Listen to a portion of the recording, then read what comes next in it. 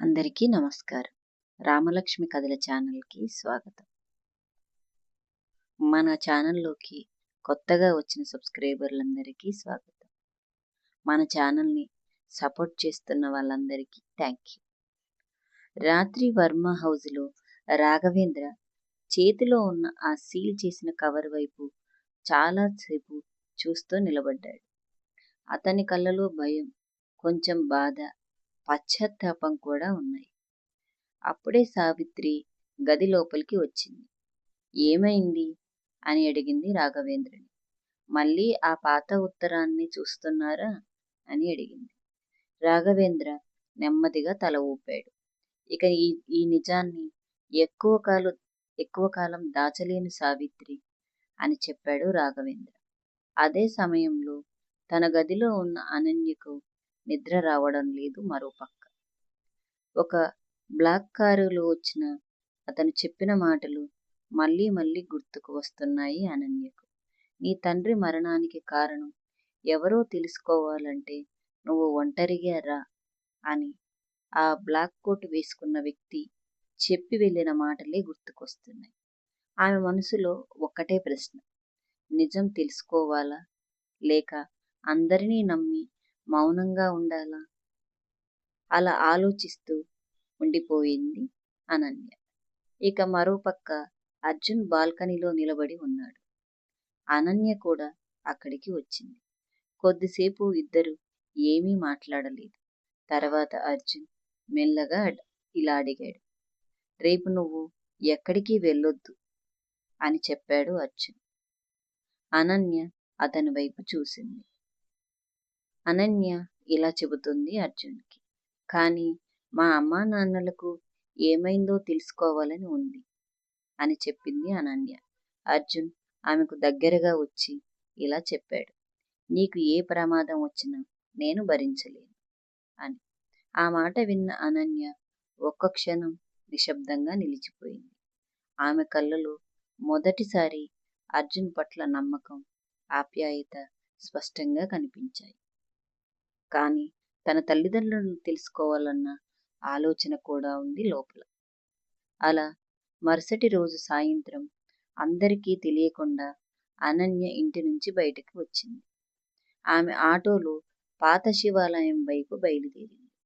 కానీ ఆమెకు కూడా తెలియకుండా అర్జున్ కారు కూడా ఆమె వెనకే వస్తుంది.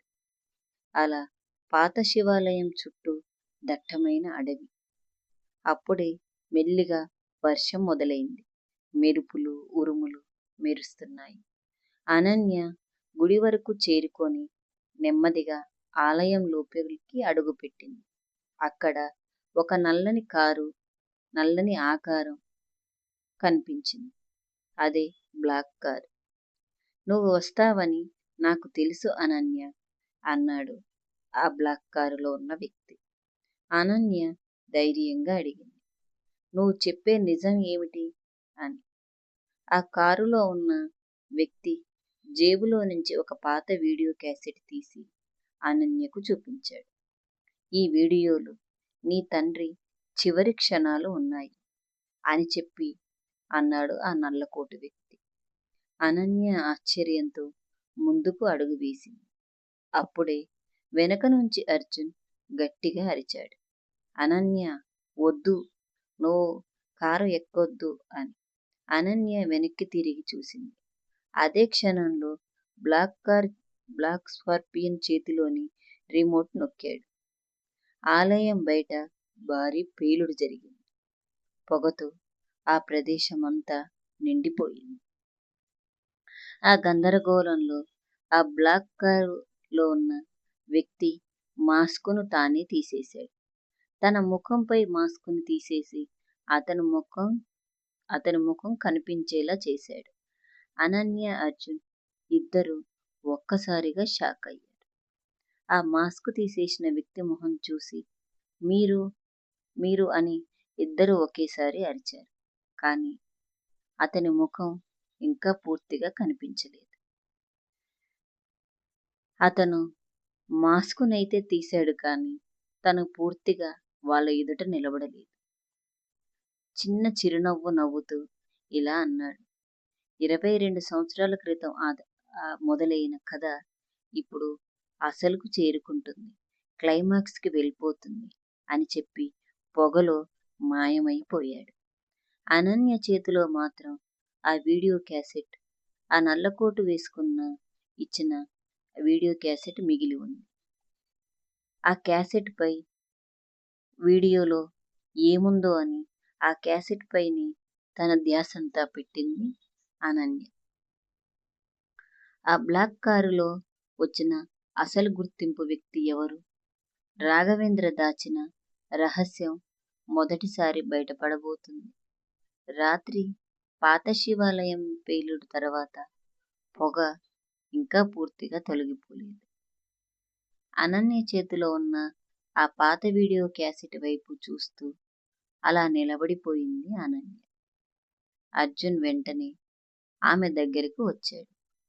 అనన్య, నీకు ఏమీ కాలేదుగా అని అడిగాడు అర్జున్.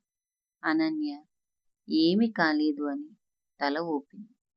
నేను బాగానే ఉన్నాను, నాకు ఏం పర్వాలేదు అని ఈ క్యాసెట్లో ఉన్న నిజం మనం తెలుసుకోవాలి అర్జున్ అని చెప్పింది అనన్య. ఇద్దరూ వెంటనే వర్మ హౌస్కు బయలుదేరారు. కొద్దిసేపటి తర్వాత వర్మ హౌస్కు చేరుకున్నారు. అక్కడ రాఘవేంద్ర, సావిత్రి, విక్రమ్ అందరూ హాల్లో ఎదురు చూస్తున్నారు. అప్పుడు అనన్య ఆ క్యాసెట్ను టేబుల్పై పెట్టింది. ఇదే నా జీవితానికి ఒక సమాధానం కావచ్చు అని చెప్పింది అనన్య. విక్రమ్ ఆ పాత వీడియో ప్లేయర్ ఏర్పాటు చేశాడు. గదిలో లైట్లు ఆపేశారు. స్క్రీన్పై ఒక వీడియో ప్రారంభమైంది. మొదట 22 సంవత్సరాల క్రితం తేదీ కనిపించింది. ఆ వీడియోలో దేవేంద్ర వర్మ తన ఒడిలో ఉన్న చిన్న పాపను పట్టుకొని కనిపిస్తున్నాడు. అదే చిన్న అనన్య. దేవేంద్ర కెమెరా వైపు చూస్తూ మాట్లాడుతున్నాడు. ఈ వీడియో ఎవరికైనా కనిపిస్తే నా కూతురిని తప్పకుండా కాపాడండి అని. అతని కళ్ళలో నీళ్లు. అది చూసిన అనన్య ఏడుస్తూ స్క్రీన్ వైపు చూస్తోంది. దేవేంద్ర మళ్ళీ మాట్లాడాడు. నా ఆస్తి కోసం కొందరు నన్ను చంపాలని ఎదురు చూస్తున్నారు, కానీ నా కూతురు బతకాలి, అదే నా చివరి కోరిక అని చెప్పి అప్పుడే వీడియోలో కాల్పుల శబ్దం వినిపిస్తుంది. అంటే ఆ వీడియో తీస్తున్నప్పుడే ప్రమాదం జరుగుతుంది. దేవేంద్ర ఒక్కసారిగా వెనక్కి తిరిగాడు. అతను వీడియో తీస్తున్నప్పుడు కెమెరా కింద పడిపోయింది. స్క్రీన్లో ఒక వ్యక్తి చెప్పులు మాత్రమే కనిపిస్తున్నాయి. అతని చేతిలో బంగారు రంగు సింహం గుర్తు ఉన్న కర్ర ఒకటి ఉంది. రాఘవేంద్ర అతని చేతిలో కర్ర చూసి ఉలిక్కిపడి పైకి లేచి నిలబడ్డాడు. ఈ కర్ర అని. రాఘవేంద్ర ముఖం రంగు మారిపోయింది. అర్జున్, ఏమైంది నాన్న అని అడిగాడు. నాన్న, ఈ గుర్తు మీకు తెలుసా అని మరొకసారి అడిగాడు అర్జున్. రాఘవేంద్ర కొద్దిసేపు మౌనంగా ఉన్నాడు. తర్వాత తేరుకొని నెమ్మదిగా చెప్పాడు, అవును, ఈ కర్ర మహేంద్ర ప్రతాప్ది. అందరూ ఆ మాట వినగానే ఒక్కసారిగా షాక్ అయ్యారు. అప్పుడు మహేంద్ర ప్రతాప్? రాఘవేంద్ర మరీ లోతుగా గట్టిగా ఊపిరి తీసుకున్నాడు.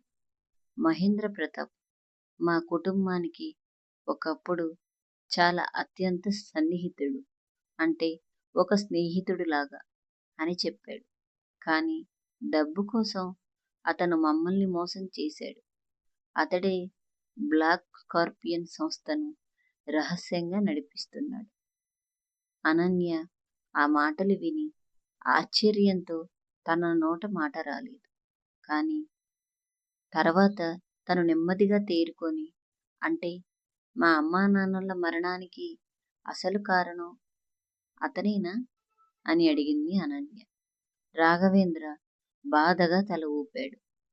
అవును కావచ్చేమో, కానీ నాగేంద్ర కేవలం అతని చేతిలో ఒక పావు మాత్రమే అయి ఉండొచ్చు అని ఒకరికొకరు ఏమీ అర్థం కాక అలా ఉండిపోయారు. ఇంతలో విక్రమ్‌కి ఫోన్ మోగింది. అతను కాల్ లిఫ్ట్ చేశాడు. కొన్ని క్షణాల తర్వాత అతని ముఖం మారిపోయింది. సార్, చాలా పెద్ద సమస్య అన్నాడు అవతలి వ్యక్తి. ఏమైంది అని అడిగాడు విక్రమ్. జైలులో ఉన్న నాగేంద్ర తప్పించుకున్నాడంట సార్ అని చెప్పాడు అవతలి వ్యక్తి. అందరూ ఒక్కసారిగా ఆశ్చర్యపోయారు. అర్జున్ గట్టిగా, అలా ఎలా తప్పించుకున్నాడు? ఎందుకు తప్పించుకున్నాడు అని అడిగాడు అర్జున్. విక్రమ్ ఇలా చెప్పాడు. జైలు మీద దాడి జరిగిందంట సార్. ఆ బ్లాక్ స్కార్పియన్ మనుషులు నాగేంద్రను బయటకు తీసుకెళ్లారు అని చెప్పాడు విక్రమ్. అదే సమయంలో ఒక రహస్య స్థావరం నాగేంద్ర మహేంద్ర ప్రతాప్ ముందు నిలబడి ఉన్నాడు. మహేంద్ర ప్రతాప్ మొదటిసారి పూర్తిగా కనిపించాడు బయటికి వచ్చి. తెల్ల జుట్టు, గంభీరమైన చూపు, చేతిలో అదే సింహం గుర్తు ఉన్న కర్ర. అతను చాలా అమాయకంగా నవ్వాడు. నిజమైన యుద్ధం ఇప్పుడే మొదలవుతుంది. మహేంద్ర ప్రతాప్ ముఖంపై నవ్వు, అలాగే ఏదో క్రూరమైన ఆలోచన. మహేంద్ర ప్రతాప్ పూర్తి ప్లాను బయటపడబోతుంది. నాగేంద్ర మళ్ళీ అనన్యపై దాడి చేస్తాడా? అర్జున్, అనన్య, మహేంద్ర ప్రతాప్ రహస్య స్థావరాన్ని కనుగొంటారా? అర్జున్, అనన్య మహేంద్ర ప్రతాప్ అసలు నిజ స్వరూపం తెలుసుకుంటారా? నిజంగా 22 సంవత్సరాల క్రితం నుంచి ఇప్పటి వరకు చేస్తున్న కుట్రలలో భాగం నాగేంద్రనా, లేక నాగేంద్రను ముందు పెట్టి నటిస్తున్న మహేంద్ర ప్రతాపా తెలుసుకుందాం.